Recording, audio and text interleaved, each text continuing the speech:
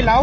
So yun na nga guys, tinikita na ako ng dahil sa wala daw isip yung ilaw. Meron kasing rider na napagalitan nitong traffic enforcer at natikitan po siya dahil daw sa disregarding traffic officer. Pero napansin ko kasi dito sa video, parang hindi naman sumenyas yung traffic enforcer na pa-stopin itong parating na motorcycle rider. Tara, panoorin muna natin tong video bago tayo mag-comment. Ito, diretso na nga ako.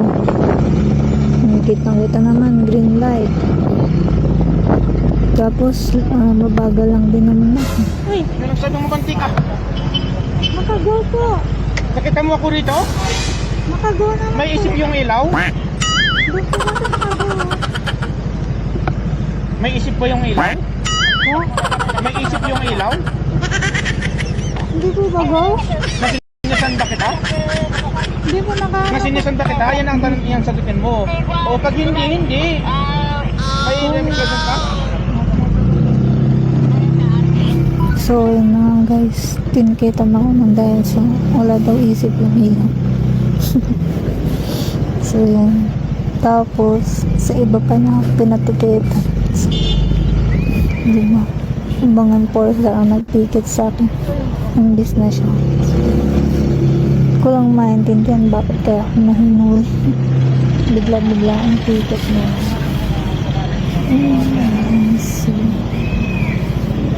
So dito kasi sa video na to mga pare ko, merong issue dito eh. Itong traffic enforcer kasi pinanood ko ng ilang beses itong video. Tinignan ko talaga kung sumignal siya na pinahinto niya itong motorcycle rider. Medyo limitado lang kasing itong video na to. Bakit? Kasi medyo malabo. Tinry ko zoom in. Ito po yung nakikita natin. Itong part kasi na to, nung andito pa yung traffic enforcer sa may pinakagilid, never siya nagtaas ng kamay. Hindi po natin sure kung nagtaas ba talaga siya ng kamay para pa-stopin itong lady rider o hindi. Gaya nga po ng sinabi ko, medyo limited lang talaga. Pero kung titingnan natin dito, no, nakababa lang yung kamay na enforcer na parang tatawid. So itong lady rider, ang nasa isip niya, diretso lang kasi hindi naman siya pinahinto eh. Tapos naka green light. So ang isip niya, diretso siya. So kung makikita natin itong enforcer, hindi pa rin niya tinataas yung kamay niya, hindi pa rin niya pinapahinto itong lady rider. Hanggang siya makita niyo itong enforcer, no, parang may pinapaabante siya. Tapos bumalik siya, lumingon siya dito sa may lady rider. Tapos eto na, pinagalitan na niya. Ang masasabi ko lang dito mga pare kayo, no, dalawa kasi to eh. Kung yung traffic enforcer, pinahinto itong lady rider, dapat sumunod yung lady rider na huminto siya kahit naka green light. Kasi minsan talaga may mga emergency, hindi natin alam kung ano yung mga dahilan, which is marami namang gumagawa ng traffic enforcer nun eh. Kahit may traffic light, gumagana naman, minamandohan nila yung traffic. So dito kasi kailangan natin sumunod sa traffic enforcer. Kung pinahinto talaga ng traffic enforcer itong lady rider. So kung pinahinto, may mali dito si lady rider. Pero dito kasi sa nakita ko sa video mga pare ko, parang hindi siya pinahinto ng traffic enforcer. Gaya nga ng sabi ko mga pare ko, no, limited lang kasi. Hindi ko ma-zoom in dito sa point po na ito. Pero kung ito namang traffic enforcer is hindi niya pinahinto, eh may problema tayo doon. Kasi una-una, as a driver, susunod dapat tayo doon sa traffic enforcer. Kung ano yung imando niya. Pero kung wala namang minamando na kung ano sa'yo, eh may problema talaga yung traffic enforcer dito. Kasi tayong mga motorista, hindi naman tayo manghuhula sa daan eh. Kung ano inutos ng officer or traffic enforcer, eh susunod tayo kung pinapadiretso tayo or kung pinapa-stop din tayo. Ganun lang po yung kasimple eh. Pero kung wala namang sinabi yung traffic enforcer na mag-stop tayo, tapos bandang huli huhulihin ka kasi hindi mo daw siya pinansin, eh medyo may problema tayo doon. Eto mga pare ko, pakinggan yung sinabi ng traffic enforcer. Sa kanya na po mismo nanggaling. Na kung pina-stop ka o mis-stop ka, kung hindi, edi hindi. Eto, panoorin nyo ulit. Hindi mo Nasinisan ba kita? Yan ang tanong iyang sagutin mo. O pag hindi, hindi. May remission ka?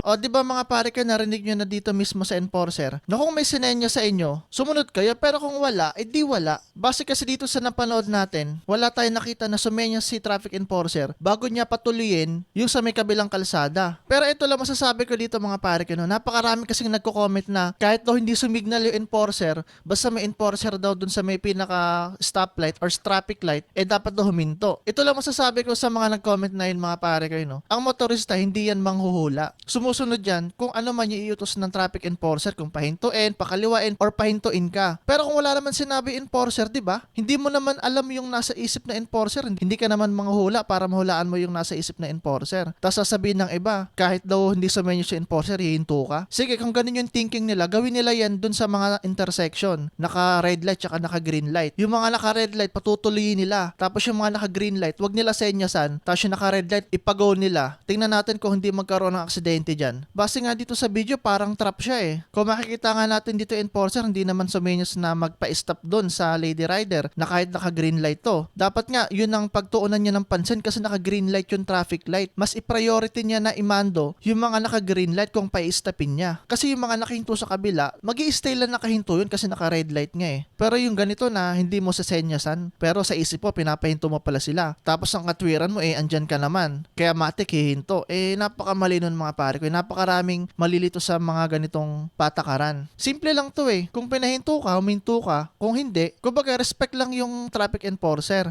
Ang nangyayari kasi dito mga pare ko, parang trap siya eh. Hindi minandohan itong Lady Rider. Tapos, bandang huli, titikitan pala siya. So, nagkakaroon ng kalituhan. Kasi sa kalsada mga pare ko, lahat ng traffic sign, mga mando na enforcer, dapat malino para sa mga motorista para hindi po magkaroon ng aksidente. Pero yung mga ganitong pangyayari mga pare ko, tas nagkaroon ng aksidente, ang may pananagutan dito yung traffic enforcer. Kung talagang hindi niya pinahinto itong Lady Rider. Gaya nga po ng sabi ko kanina, base dito sa video, hindi natin nakita na nagtaas ng kamay or pina-stop ng traffic enforcer itong Lady Rider. Pero dito kasi sa ganito mga pare ko, no, kung mga ganitong traffic lights, kung enforcer naman pala yung masusunod sa flow ng traffic, maganda, naka-orange light yan na nagbi-blinking para ma-aware yung mga motorista na huwag nila sundin yung traffic lights, may enforcer dun sa unahan. Eh, matik kasi yun kapag orange na blinking, hihinto ka talaga dun sa may intersection, titingnan mo yung mga kakaliwa or kakanan or yung mga didiretso. Dito kasi talaga sa video na to mga pare kay hati eh. Natatawa lang ako sa iba, agree sila na hindi pina-stop na enforcer yung Lady Rider pero yung Lady Rider pa rin yung mali. Again mga pare ko, kung hindi yan pina-stop ng enforcer, paano magiging mali yung Lady Rider? Hindi naman manghuhula yun para malaman niya yung nasa isip ng enforcer. Pero sa kabilang banda naman mga pare ko,